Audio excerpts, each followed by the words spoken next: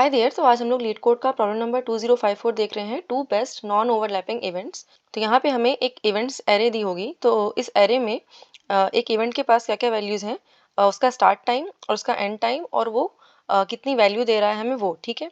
तो तीन चीज़ें हैं हमारे पास। हमें अपने आंसर के लिए ये बताना है कि अगर हम एट मैक्स 2 इवेंट अटेंड करते हैं तो हम कितनी मैक्सिमम वैल्यू अटेन कर सकते हैं। और ये जो दोनों इवेंट हैं ये नॉन ओवरलैपिंग होने चाहिए।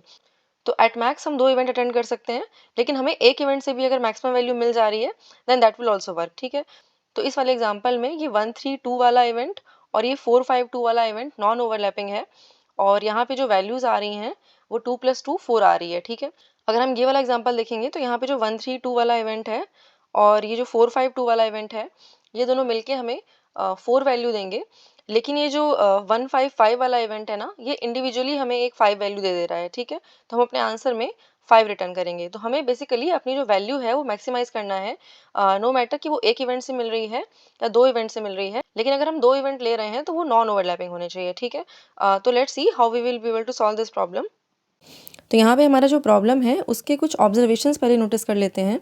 तो हमारे जो इवेंट्स हैं इनको सीक्वेंशली एक्सेस करने के लिए हम क्या कर सकते हैं, इनको सॉर्ट कर सकते हैं on the basis of start time, ठीक है। तो यहाँ पे अगर हम इस वाले इवेंट्स एरे के लिए नोटिस करें तो पहले ये वाला इवेंट स्टार्ट हो रहा है, उसके बाद ये वाला इवेंट स्टार्ट हो रहा है, उसके बाद ये वाला इवेंट स्टार्ट हो रहा है, ठीक है।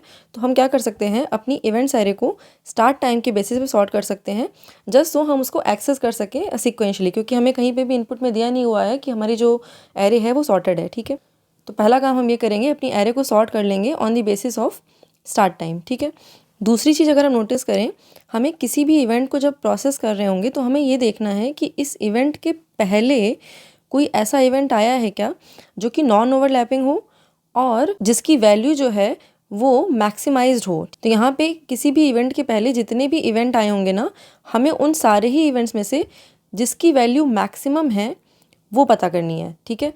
तो इससे क्या होगा, हम अपने आंसर में इस इवेंट से जो वैल्यू मिल रही है और यहाँ तक जो मैक्सिमम वैल्यू मिली थी हमें, ठीक है, उसको हम ऐड कर देंगे तो हमारा पर्टिकुलर इवेंट के लिए आंसर आ जाएगा, ठीक है। तो ऐसे करके हम सारे ही इवेंट्स के लिए ये पता कर सकते हैं कि इसके पहले वाले जितने भी नॉन ओवरलैपिंग इवेंट्स थे उनमें मैक्सिमम वैल्यू क्या मिल रही है हमें, ठीक है। तो ये हमारा एक बेसिक ऑब्जर्वेशन है। इसको हम सॉल्यूशन में कैसे अप्रोच करेंगे, तो हमने अपनी इवेंट्स एरे को पहले तो on the basis of start time sort कर दिया होगा, ठीक है।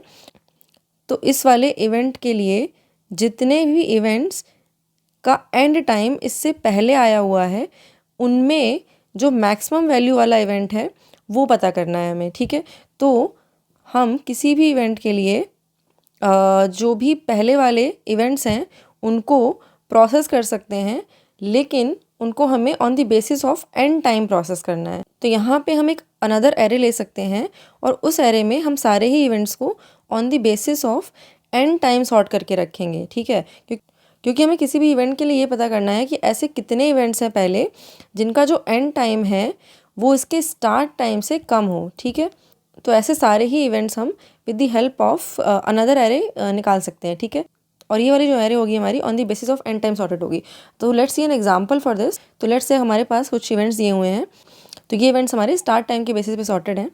तो हम इन इवेंट्स को on the basis of end time भी सॉर्ट करके रख लेंगे, ठीक है। तो ये स्टार्ट टाइम के बेसिस पे सॉर्ट कर लिया है और ये एंड टाइम के बेसिस पे सॉर्ट कर लिया है। तो हम अभी पहले जो स्टार्ट टाइम के बेसिस पे हमारे इवेंट सॉर्टेड हैं उनको हम प्रोसेस करना शुरू करेंगे, ठीक है। तो हम अपने आंसर के लिए एक मैक्सिमम वैल्यू मेंटेन करके रखेंगे।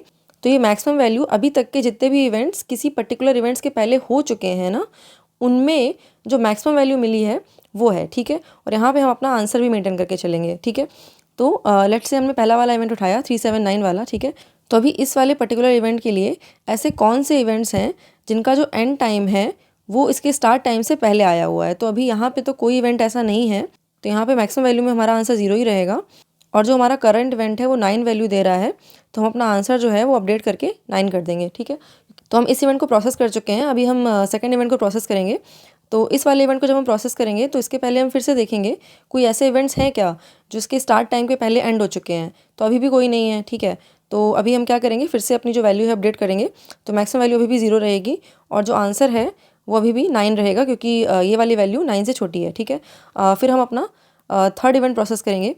तो थर्ड इवेंट के लिए भी हम ये चीज़ देखेंगे कि इसके पहले कोई ऐसे इवेंट्स हैं क्या जो इसके पहले फिनिश हो चुके हैं। अभी भी कोई इवेंट ऐसा नहीं है, तो यहाँ पे हमारी मैक्सिमम वैल्यू अभी भी 0 रहेगी और जो हमारा आंसर है वो अभी भी 9 रहेगा, क्योंकि इस वाले इवेंट के लिए भी वैल्यू हमारी 6 आ रही है। ठीक है, उसके बाद हम नेक्स्ट इवेंट प्रोसेस करेंगे ये वाला।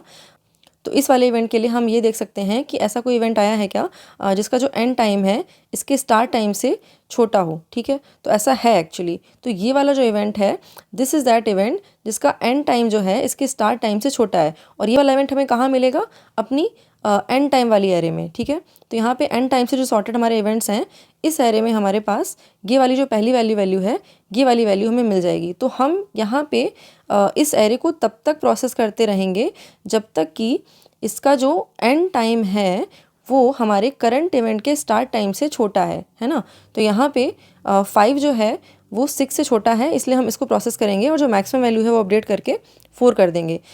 फिर हम यहाँ पे आएंगे, जो 3 7 9 है, तो जो 7 है वो 6 से छोटा नहीं है। ठीक है, इसका एंड टाइम से छोटा नहीं है, ये ओवरलैप कर रही है, तो इसलिए हम इस वैल्यू को प्रोसेस अभी नहीं करेंगे। ठीक है, जब तक हमें ऐसा इवेंट नहीं मिल जाता जिसका स्टार्ट टाइम इस वाले एंड टाइम से बड़ा हो। ठीक है, तो अभी हमारे पास सिर्फ यही वैल्यू है जिसको हमने अभी तक प्रोसेस किया हुआ है। तो इस वाले इवेंट के लिए अभी इसकी वैल्यू 8 है और इसके प्रीवियस वाला जो इवेंट है वो 4 वैल्यू दे रहा है। तो टोटल वैल्यू अभी क्या है? 8 + 4, ये मैक्सिमम वैल्यू अभी तक अचीव हो रही है हमारी। ठीक है, तो हम अपने आंसर में 12 अपडेट कर देंगे। उसके बाद हम फिर से नेक्स्ट इवेंट प्रोसेस करेंगे।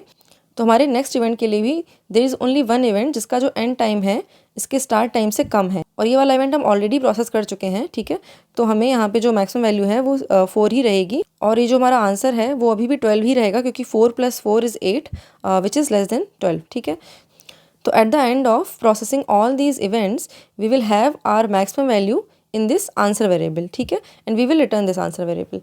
So let's try to see the code for this. तो यहाँ पे कोड में हमें पहले तो 2 सॉर्टेड एरे चाहिए होंगी। तो पहली एरे हमारी स्टार्ट टाइम के बेसिस पे सॉर्ट होगी और दूसरी एरे हमारी एंड टाइम के बेसिस पे सॉर्टेड होगी। ठीक है, तो ये दोनों एरेज लिख लेते हैं और यहाँ पे इनिशियली हम एक मैक्स वैल्यू ले लेंगे और इसकी वैल्यू 0 रखते हैं, और एक आंसर वेरिएबल ले लेंगे, इसकी वैल्यू हम इंटीजर डॉट मिन वैल्यू रखेंगे। अभी हम अपने सारे इवेंट्स को 1 बाय 1 करके प्रोसेस करेंगे। तो यहाँ पे हमारे करंट इवेंट का स्टार्ट टाइम, एंड टाइम और करंट वैल्यू हमें पता चल गई है। अभी हमें ये देखना है कि इसके पहले कोई ऐसा इवेंट था जिसका जो एंड टाइम है वो करंट इवेंट के स्टार्ट टाइम से कम हो। ठीक है, तो हम क्या करेंगे, अपनी एंड टाइम से जो सॉर्टेड एरे है उसको हम ट्रेवर्स करेंगे यहाँ पे। ठीक है, तो यहाँ पे हम प्रीवियसली जितने भी इवेंट्स आ रहे हैं जिनका एंड टाइम करंट इवेंट के स्टार्ट टाइम से कम है, उनमें जो भी मैक्सिमम वैल्यू होगी उसको हम यहाँ पे अपडेट करते चलेंगे। तो यहाँ पे वाइल लूप से निकलने के बाद हमें अपना बस आंसर वेरिएबल अपडेट करना है। तो answer will be current answer जो है हमारे पास, या फिर जो भी मैक्स में वैल्यू है और हमारी जो करंट वैल्यू है, इन दोनों का जो सम आ रहा है। ठीक है, तो इन दोनों में से जो भी मैक्सिमम वैल्यू होगी वो अपने आंसर में अपडेट कर देंगे और at the end we will simply return this answer value. ठीक है, so let's try to submit this.